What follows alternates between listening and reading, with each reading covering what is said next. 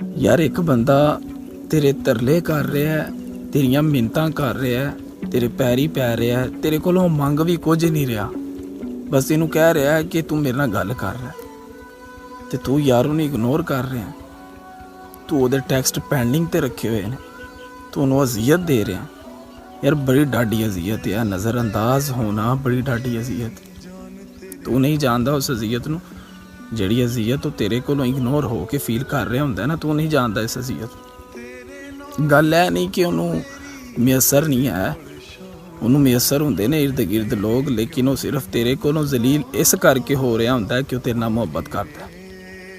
खुदा का नाम है यार, चाहने वालों की कदर कर दे। ये लोग बड़ी मुश्किल से मिलते हैं, अगर ये खो गए तो आप बहुत पछताएंगे। ये बात मेरी लिख के पास रख लें, अगर चाहने वाले खो गए तो कल को आप बहुत पछताएंगे।